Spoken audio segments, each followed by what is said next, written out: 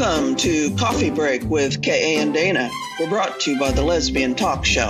I'm K.A., a lesbian romance author, and in my past life, a counselor and a social worker. And I'm Dana, an avid reader, coffee connoisseur, recovering alcoholic, and a graduate of the School of Hard Knocks.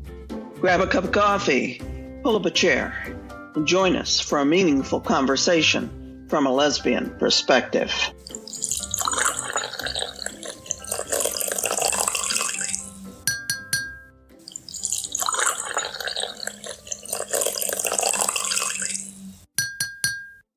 All right.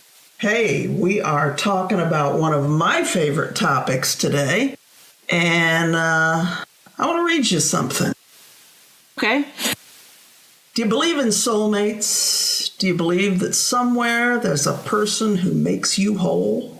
If you ran into each other at a coffee shop or on the street, would you know her? Would you have the courage to put yourself out there, to risk it all for love? You know what that comes from? That comes from your book, Soulmates. Yeah, it's the opening paragraph of the blurb. Okay, so I just thought I'd start with that because it seemed like a good question. It seemed like the place to start. And, you know, we've talked about soulmates before and how we differ in our belief. I don't believe that we get just one soulmate or that there's that one person out there that completes us. Period. So, in this whole universe, you don't think there's another person who is, I don't know, just kind of that perfect match for you, has strengths where you have weakness, kind of likes what you like most of the time. Just that match. You don't think in the whole universe there's one match? I think we get people in our lives that help us learn whatever it is we're supposed to learn and maybe completes us. But I just don't believe that there's just that one perfect person out there. That where you're weak, she's strong. Where she's weak, you're strong. I just think that, you know, you find somebody who likes your weirdness and maybe completes you some ways, but not always. And you guys just make a commitment that you're going to make it work no matter what. Okay. Well, now I don't believe it's always perfect with soulmates. So I can go there that you have a soulmate and you stumble on hard times. Oh, I wrote a book about that, didn't I? Several. Well, no. I wrote one just about that, For a Moment's Indiscretion. Yes. Right. A marriage on hard times. I believe soulmates can have hard times sometimes. So what makes a soulmate then? I mean, if they complete you in every aspect of your being, or however you want to think about it, what makes it different than what I just said? Somebody comes into your life and you like the same things and you have the same morals and values and you love that person, but that doesn't mean she's your soulmate. All right. So I have to ask another question. So, we might just be using a different term to describe it. So let's test this. So that person who you like the same things, you kind of enjoy each other, you make a commitment. Can you see your life without her? Can you see going on without her? No. Okay. And if you, by some unfortunate circumstance, had to go on without her, would you feel complete ever again? I don't know. I've never been in that situation, so I I don't know how to answer that because I still have my wife. Okay, so that sounds like you would be open to the possibility of another good match.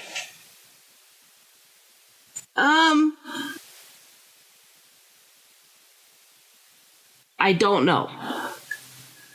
I don't know, but I think that people come into I believe that people come into our lives to help us learn whatever it is we're supposed to learn from this person.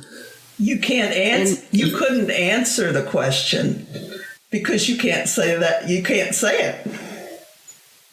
You can't say that you could go on without it. I think if something happened to my wife, I don't think that I wouldn't be looking for another match. I just don't think I would. I kind of like, the downtime, the me time. And so you're going to say she might not be your soulmate with an argument that you want some me time? Well, really? No, I'm just saying that you can do better than that, pal. I wouldn't be looking for, if something happened to her, I wouldn't be looking for another relationship. Because you like me time. Well, Ooh, it's boy, tough. That makes me sound like an ass. No. Because see, I think you just don't like the idea that somehow fate has. I'm guessing here. I'm thinking that maybe what you don't like is the idea that somehow fate has dealt you this person, and if you find them, that's it. She's yours.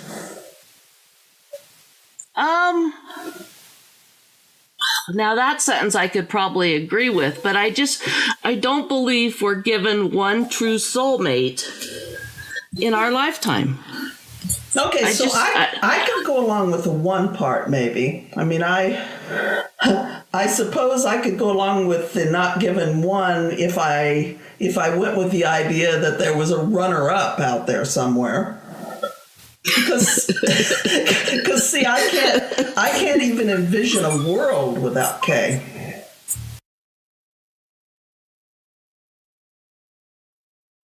Wendy and I are together because we've made the commitment to stay together.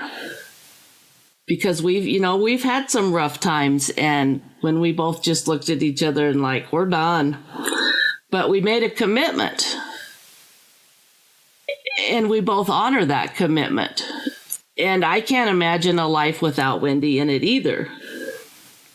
But if something happened to her, I wouldn't go out and look for my next victim. No, I see, we're not so far off. You just don't like the word.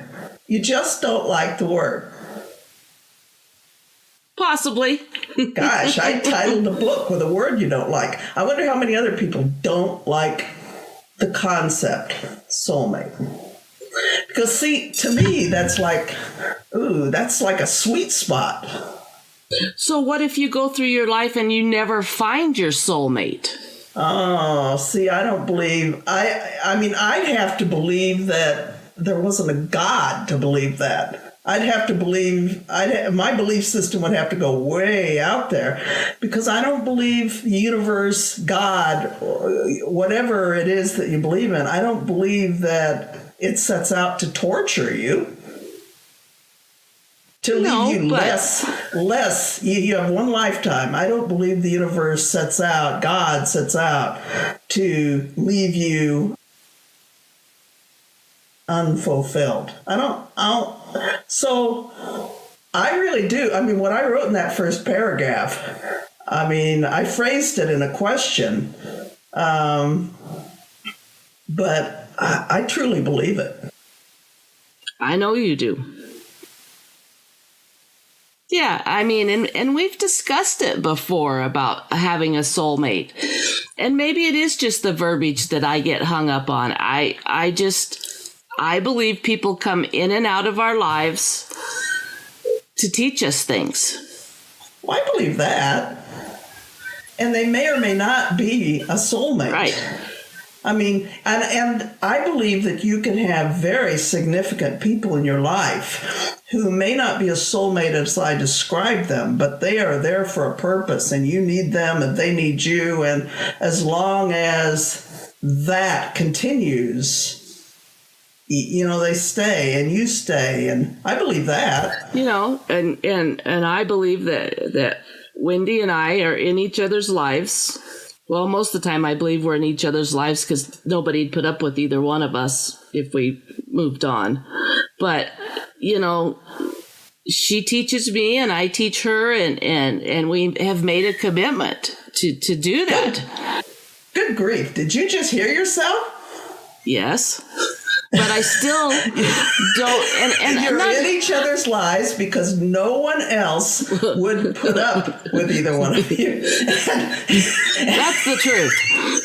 And there's this one person out there, the only one, who would put up with you like no other. Here, let me add that to my blurb.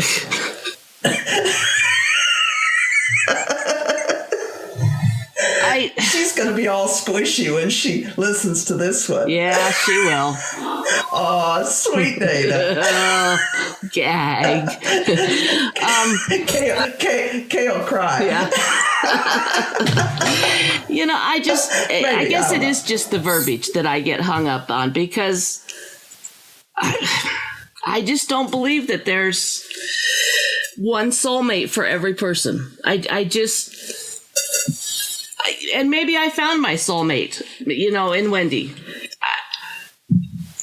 Ooh, but am I winning this argument? Well, hell, listen to us. You win all of the arguments. No, I really don't. I did not win the meditation one. Well, no. I didn't.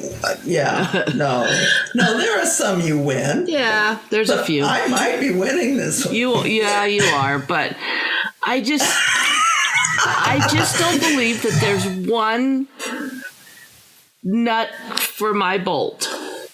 Okay. So if I change that up and add that there's one person, if I take that one, that there's a person who makes you whole.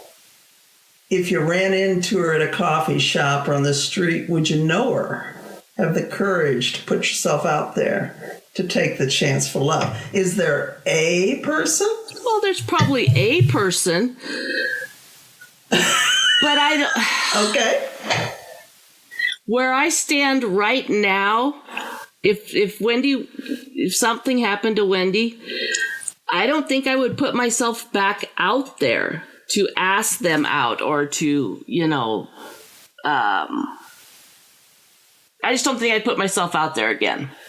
See, I was going to take us down the path of, all right, so maybe there are runners up. Well, maybe that's the answer. But see, I believe that once you find someone who fulfills you, why in the world would you look for another?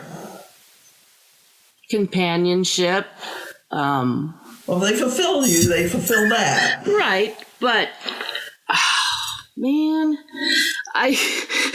Okay. The listeners, I think maybe the listeners know I've won this. I didn't even know we were going to the hot seat thing today, but this has been kind of fun. Yeah. All right. So let's flip that. Let's flip the coin. Okay.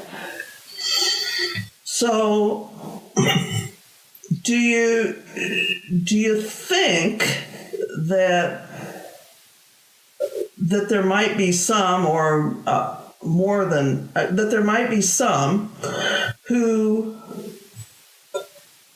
are hung up on perfection and have the idea that to find your soulmate means you find that perfect match, that by finding that perfect match, it means they don't have any faults, that there won't be those rocky times, the times you look at each other and say, no more. And because of that, maybe move on. I wonder if that not be true for some folks. If sometimes people give up expecting that there's never going to be a rocky road. I would agree with that. And life's just not made that way. But, I just read an article where there was a guy and he married who he thought was the perfect person, got bored, found somebody new, left his wife, and then only to realize that his wife was his person. And, I think that that's something that is wrong with our modern society is people give up too soon. Yes.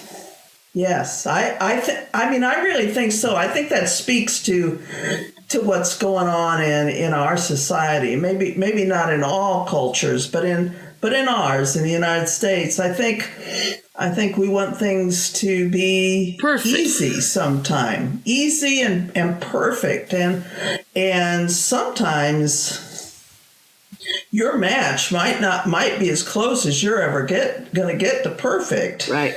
But you give up too soon. And you give up because, I don't know, in the she completes you, makes you whole, there's a dimple on one side of the orange or something. Right. And you're looking for that orange without a dimple, and you give up, and you give up on what was darn good in every other way. I think we do that. Yeah. I wish we didn't do that. And that's why I wrote For a Moment's Indiscretion. That's it in a nutshell. Right. Is to speak to that, to put in the work to keep a relationship going. Yeah, I just read a statistic where half of the marriages in the United States end in divorce. Half. Yeah. That shocked me. Yeah, I mean that's just sad. I'll be really interested, and I haven't seen stats, and they probably exist, but I'd be very interested to see what the stats are for the LGBT community now. Yes. With now that we have marriage and we've had it for a while. My gut feeling is that if you want something long enough and it's denied you, that you might work a little harder, treasure it just a little bit more. But that's just my gut. I don't know how those statistics pan out. It'd be interesting to look that up. Yes, it would. And bring it back. It would. I think that would be very interesting because, like you said, we were denied for so long. And I love the fact that we have marriage now, but we have it for the generation older than us that have been fighting for it and who have been living through it for so long. I'm glad that they have the opportunity to get married to their quote unquote soulmate. Yeah, and see, I don't equate marriage with soulmates. I think there may be times people marry someone because they're infatuated, or I don't know, she completes you in all, but not all the way. I don't know. Yeah. I believe sometimes we get married maybe for the wrong reasons. And that you might find yourself matched with someone who does not make you whole. True. But there again, it goes back to what was that person supposed to teach them? You know, what life lesson are you getting in that first marriage or second marriage or third marriage or whatever it is? See, now I can buy that. I can buy into that. And I can buy into, you might go a lifetime or almost a lifetime before you run across your soulmate because of unfortunate circumstance. No, I don't believe in unfortunate circumstance. I believe... Or because you had lessons to learn. Lessons to learn before you met that person. Yeah. See, I can buy that. So I guess we're not as we are not as far apart on this as we thought we were. Yeah, whatever. and on that note, good discussion, my friend. Absolutely, as always.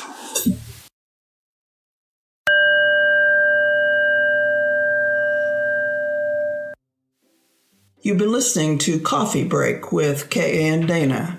Meaningful conversations from a lesbian perspective. We're brought to you by the Lesbian Talk Show. Like us on Facebook. Follow us on Twitter. Check out our website, www.kamall.com. And until next week, be kind to one another. Work hard and watch amazing things happen in your corner of the world.